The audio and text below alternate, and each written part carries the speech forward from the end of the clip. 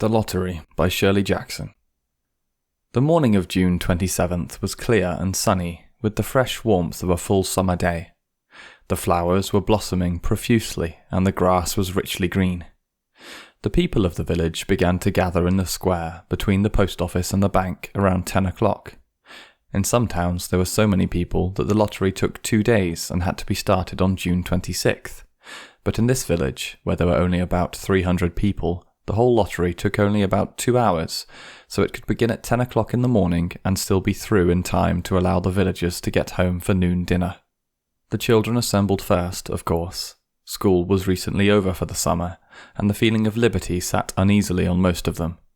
They tended to gather together quietly for a while before they broke into boisterous play, and their talk was still of the classroom and the teacher, of books and reprimands. Bobby Martin had already stuffed his pockets full of stones, and the other boys soon followed his example, selecting the smoothest and roundest stones. Bobby and Harry Jones and Dickie Delacroix, the villagers pronounced his name Delacroix, eventually made a great pile of stones in one corner of the square and guarded it against the raids of other boys. The girls stood aside, talking among themselves, looking over their shoulders at the boys, and the very small children rolled in the dust or clung to the hands of their older brothers or sisters. Soon the men began to gather, surveying their own children, speaking of planting and rain, tractors and taxes. They stood together, away from the pile of stones in the corner, and their jokes were quiet, and they smiled rather than laughed. The women, wearing faded house dresses and sweaters, came shortly after their menfolk. They greeted one another and exchanged bits of gossip as they went to join their husbands. Soon the women, standing by their husbands, began to call to their children, and the children came reluctantly, having to be called 4 or 5 times. Bobby Martin ducked under his mother's grasping hand and ran, laughing, back to the pile of stones. His father spoke up sharply, and Bobby came quickly and took his place between his father and his oldest brother. The lottery was conducted, as were the square dances, the teenage club, the Halloween program, by Mr. Summers, who had time and energy to devote to civic activities. He was a round-faced, jovial man, and he ran the coal business, and people were sorry for him because he had no children and his wife was a scold. When he arrived in the square, carrying the black wooden box, there was a murmur of conversation among the villagers, and he waved and called, "Little late today, folks." The postmaster, Mr. Graves, followed him, carrying a 3-legged stool, and the stool was put in the centre of the square, and Mr. Summers set the black box down on it. The villagers kept their distance, leaving a space between themselves and the stool, and when Mr. Summers said, "Some of you folks want to give me a hand," there was a hesitation before 2 men, Mr. Martin and his oldest son Baxter, came forward to hold the box steady on the stool while Mr. Summers stirred up the papers inside it.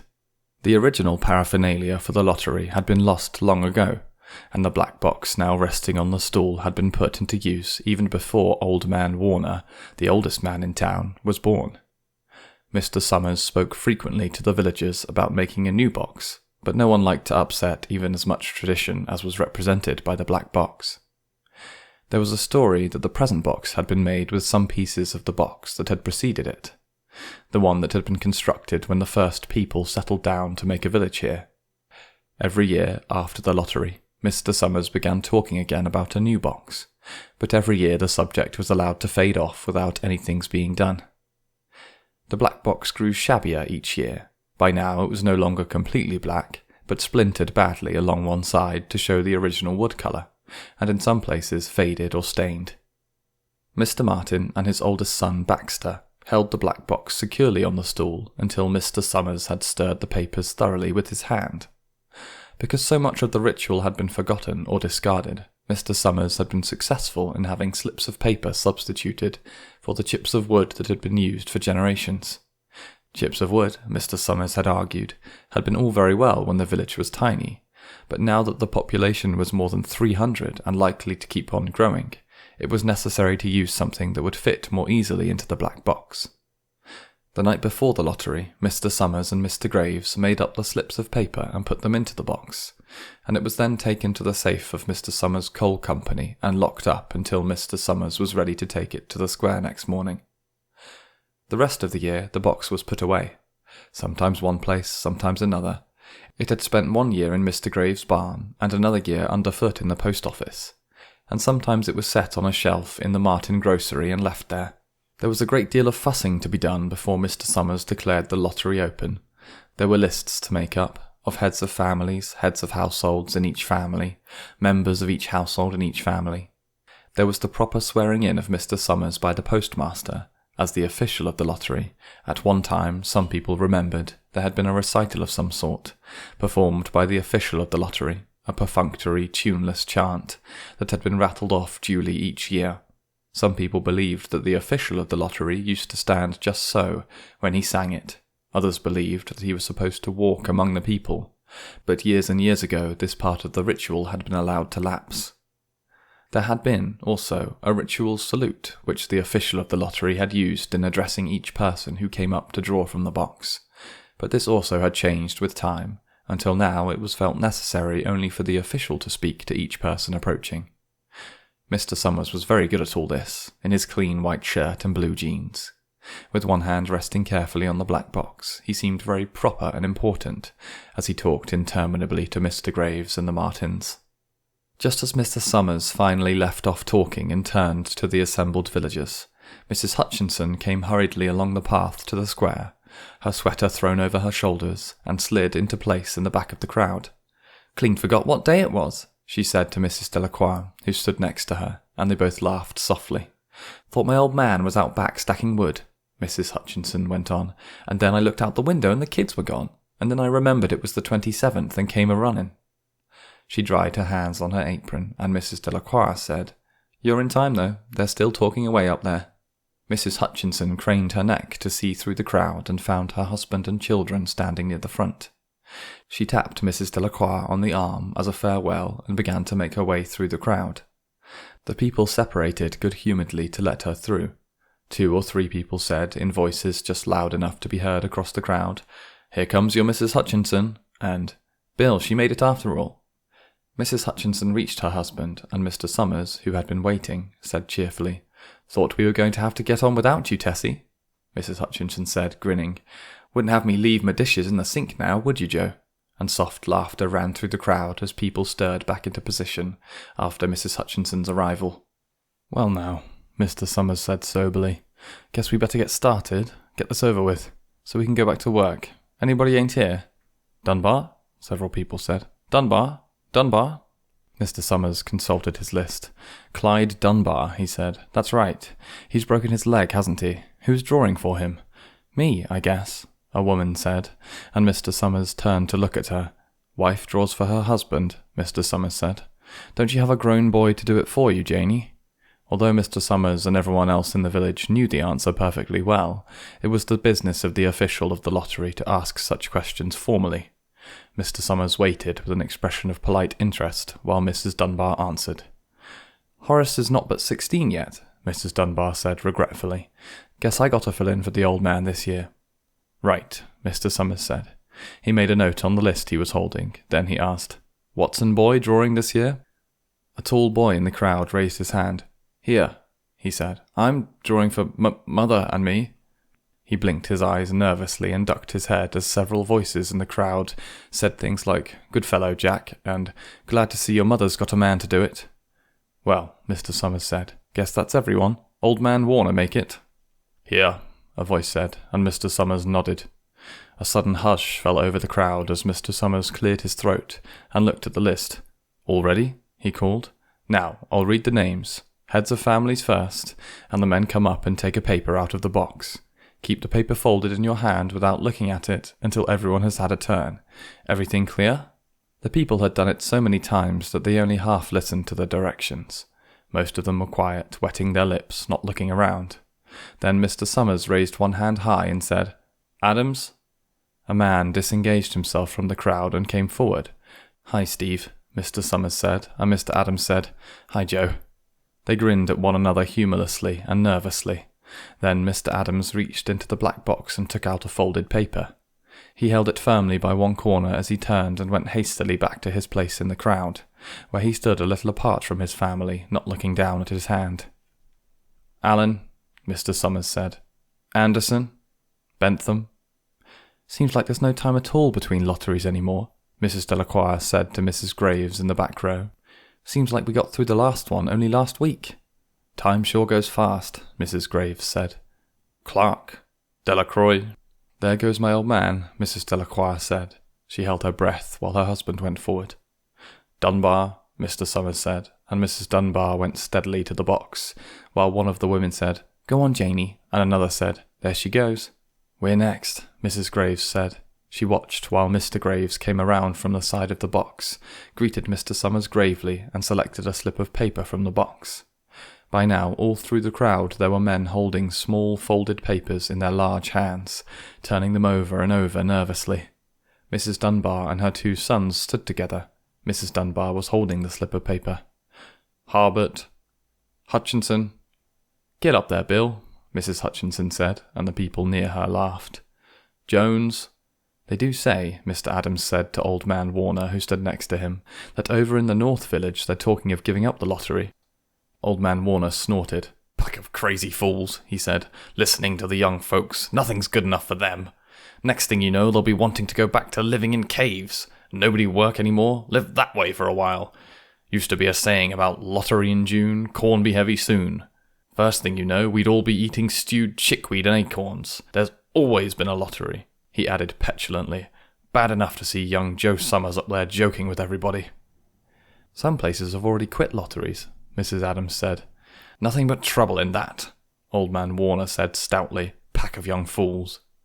Martin, and Bobby Martin watched his father go forward. "Overdyke, Percy." "I wish they'd hurry up," Mrs. Dunbar said to her older son. "I wish they'd hurry up." "They're almost through," her son said.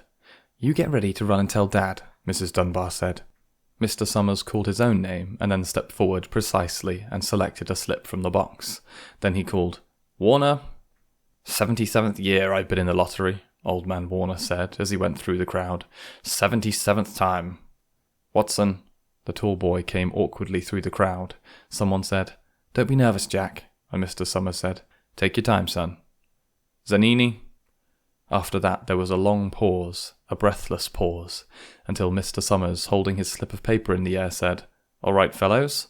For a moment no one moved, and then all the slips of paper were opened. Suddenly all the women began to speak at once. "Who is it? Who's got it? Is it the Dunbars? Is it the Watsons?" Then the voices began to say, "It's Hutchinson. It's Bill. Bill Hutchinson's got it." "Go tell your father," Mrs. Dunbar said to her older son. People began to look around to see the Hutchinsons. Bill Hutchinson was standing quiet, staring down at the paper in his hand. Suddenly Tessie Hutchinson shouted to Mr. Summers, "You didn't give him enough time to take any paper he wanted. I saw you. It wasn't fair." "Be a good sport, Tessie," Mrs. Delacroix called, and Mrs. Graves said, "All of us took the same chance." "Shut up, Tessie," Bill Hutchinson said. "Well, everyone," Mr. Summers said, "that was done pretty fast, and now we've got to be hurrying a little more to get it done in time." He consulted his next list. "Bill," he said, "you draw for the Hutchinson family. You got any other households in the Hutchinsons?" "There's Don and Ava," Mrs. Hutchinson yelled. "Make them take their chance." "Daughters draw with their husbands' families, Tessie," Mr. Summers said gently. "You know that as well as anyone else." "It wasn't fair," Tessie said. "I guess not, Joe," Bill Hutchinson said regretfully. "My daughter draws with her husband's family. That's only fair, and I've got no other family except the kids." "Then, as far as drawing for families is concerned, it's you," Mr. Summers said in explanation. "And as far as drawing for households is concerned, that's you too. Right?" "Right," Bill Hutchinson said. "How many kids, Bill?" Mr. Summers asked formally. "3," Bill Hutchinson said. "There's Bill Jr., and Nancy, and little Dave, and Tessie and me." "All right then," Mr. Summers said. "Harry, you got their tickets back?" Mr. Graves nodded and held up the slips of paper. "Put them in the box then," Mr. Summers directed. "Take Bill's and put it in." "I think we ought to start over," Mrs. Hutchinson said, as quietly as she could. "I tell you it wasn't fair. You didn't give him enough time to choose. Everybody saw that." Mr. Graves had selected the 5 slips and put them in the box, and he dropped all of the papers but those onto the ground, where the breeze caught them and lifted them off. "Listen, everybody," Mrs. Hutchinson was saying to the people around her. "Ready, Bill?" Mr. Summers asked, and Bill Hutchinson, with one quick glance around at his wife and children, nodded. "Remember," Mr. Summers said, "take the slips and keep them folded until each person has taken one. Harry, you help little Dave." Mr. Graves took the hand of the little boy who came willingly with him up to the box. "Take a paper out the box, Davy," Mr. Summers said. Davy put his hand into the box and laughed. "Take just one paper," Mr. Summers said. "Harry, you hold it for him." Mr. Graves took the child's hand and removed the folded paper from the tight fist and held it while little Dave stood next to him and looked up at him wonderingly. "Nancy next," Mr. Summers said. Nancy was 12, and her school friends breathed heavily as she went forward, switching her skirt, and took a slip daintily from the box. "Bill Jr.," Mr. Summers said. And Billy, his face red and his feet overlarge, nearly knocked the box over as he got the paper out. "Tessie," Mr. Summers said, and she hesitated for a minute, looking around defiantly, then set her lips and went up to the box. She snatched a paper out and held it behind her. "Bill," Mr. Summers said, and Bill Hutchinson reached into the box and felt around, bringing his hand out at last with the slip of paper on it. The crowd was quiet. A girl whispered, "I hope it's not Nancy," and the sound of the whisper reached the edges of the crowd.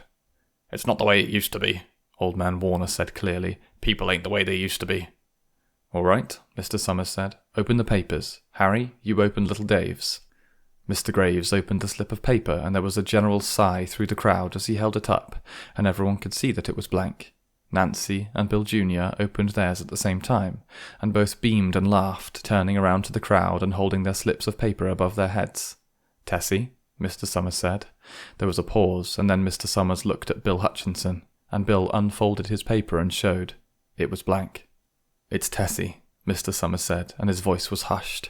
"Show us her paper, Bill." Bill Hutchinson went over to his wife and forced the slip of paper out of her hand. It had a black spot on it, the black spot Mr. Summers had made the night before with a heavy pencil in the coal company office. Bill Hutchinson held it up, and there was a stir in the crowd. "All right, folks," Mr. Summers said, "let's finish it quickly." Although the villagers had forgotten the ritual and lost the original black box, they still remembered to use stones. The pile of stones the boys had made earlier was ready. There were stones on the ground with the blowing scraps of paper that had come out of the box. Mrs. Delacroix selected a stone so large she had to pick it up with both hands, and turned to Mrs. Dunbar. "Come on," she said, "hurry up." Mrs. Dunbar had small stones in both hands, and she said, gasping for breath, "I can't run at all. You'll have to go ahead and I'll catch up with you." The two children had stones already, and someone gave little Davy Hutchinson a few pebbles. Tessie Hutchinson was in the centre of a cleared space by now, and she held her hands out desperately as the villagers moved in on her. "It isn't fair," she said. A stone hit her on the side of the head. Old Man Warner was saying, come on, everyone." Steve Adams was in the front of the crowd of villagers with Mrs. Graves beside him. "It isn't fair, it isn't right," Mrs. Hutchinson screamed, and then they were upon her.